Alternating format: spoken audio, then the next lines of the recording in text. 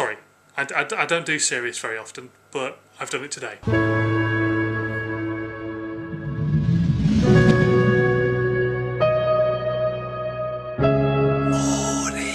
How the devil are you? Yeah, excellent. Susanna's asleep, so shh.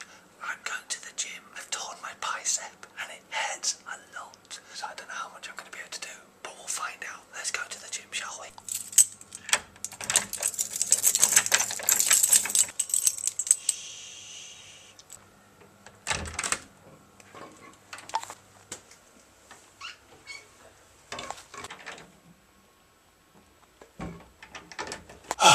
That's alright, now I can be loud. Oh, I feel so pants. I'm losing my voice and my chest is hurting and I'm getting a cold. And it's all your fault. It's not. When you say you're feeling pants, is that because your pants are around your ankles right now? That's right, it is indeed. I can't show you, we're in public, but it's fine that I walk around with my pants around my ankles and my bits hanging out in public. I just can't show you on YouTube. Trousers, not pants. What? What? No, Americans know that the word pants is... Oh, okay. So wait a minute, have you got your English pants around your ankles, or have you got your American pants around I've got my pants and my underwear around my ankles. That's why I'm walking with very short strides, just like a penguin. Have I been eating razor blades and not realising? I think I must have been, because that's exactly how my chest feels. Anyway, I am home after a good day in work. Pretty good day, I would say. Gonna start editing the vlog from yesterday. Haven't had a chance to do it through the day today. Didn't have a lunch break or anything like that, so gonna crack on with that. And then I want to have a bit of a chat with you about quite a serious subject, and I won't go into it yet, but we'll have a bit of a chin wag, yeah? Okay, it's coming up in a minute. At last, the vlog is uploading. It's doing its thing on YouTube and will probably take 7 or 8 hours to do that. So in the meantime, I thought I would have a bit of a chat, and I mean, it's nothing that involves me or anything like that, but there was the very sad news yesterday of Philip Seymour Hoffman passing away after an alleged drug incident, and apparently he had problems with drugs in the past, and he possibly still had problems now, and there was the talk of that possibly being heroin, and I wanted to talk a little bit about it because I've known people on heroin, not specifically friends or anything like that, but I used to do a tour when I was working at Viking FM up in Hull. I used to do a tour called The Voice of Authority, and it was a small fact-based play about people who were on heroin and progressed onto heroin from smoking marijuana and stuff like that. And also part of the talk was a chap called Sam, who ended up being a really good friend of mine, and he was an ex-heroin addict, and a story told by a guy called Paul. And I want to tell you the story by Paul, because if there's anybody who watches these videos and possibly thinking about experimenting with drugs, it's worth knowing this information. So Paul told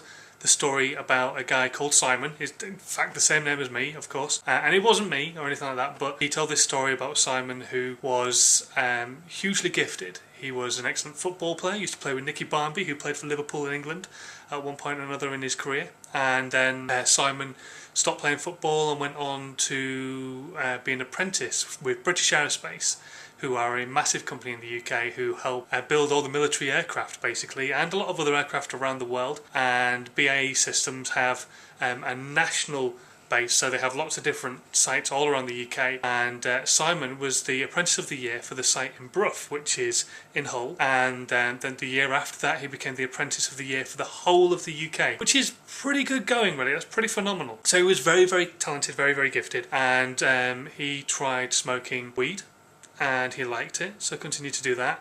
And then just one day the person who was his dealer didn't have any weed, so he tried heroin and he liked that, so he smoked that for a while. Then the high wasn't enough, so he started injecting it, and the story goes on about how Simon got more addicted and stopped doing well at work anymore, and kind of fell out of work and stopped being allowed to work with British Aerospace. They tried to support him as much as they could and help him out and try and get him through the issues that he had, but he didn't. And then eventually, over a little bit of time, after a lot of horrible things he used to steal from his family, steal from his grandma, all that kind of thing, he eventually started to turn a corner, started to find a way of getting off the drugs, and he was doing really well. And his parents went out one day, came back and found that he'd actually overdosed. Now, he wasn't dead, not like Philip Seymour Hoffman, he wasn't dead, and they managed to find a pulse and get him to hospital. However, the sad part of the story is that eventually his family had to decide whether they were going to leave his life support machine on for the rest of his life and him kind of basically lay there being effectively what Paul called a cabbage, or just turn it off and let him pass away. And it's a really sad story, and Paul used to tell this story with a lot of passion and a lot of heart, and the reason he used to be able to tell the story that way was he was the person who switched off his life support machine. Paul was his father, and it was horrific to stand there every single time. Twice a week I used to stand there and listen to this story and watch the reactions on the kids' faces in the schools where we used to do the tour and the talks too, and how their opinions changed like that, absolutely, completely. And it's horrific. Heroin is just horrific. And I used to present this tour, and you used to ask the question to the kids, what kind of things do you think they would mix drugs with? And all these kids would go, oh yeah, they'll mix it with, I don't know, like paracetamol or sand or what have you. But dealers will mix stuff with some of the most horrific stuff you've ever imagined. Things like gravy granules. Can you imagine putting gravy granules in your arm? Because you put gravy granules to make your gravy for your Sunday roast. What happens when you put them in water? The water gets thicker.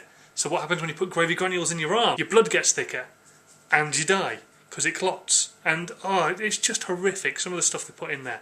So it's not really an educational video that I'm doing right now. I'm not trying to tell you not to do things, because it's your choice. I'm trying to give you a little bit of information, and hopefully if it's something you're even remotely thinking about, maybe you might think twice. I hope you do, but it's a choice you've got to make for yourself. It's not something anybody can force on you, and don't let peer pressure get to you and stuff like that, okay? So if you are younger and your mates are all doing it, it doesn't mean you have to.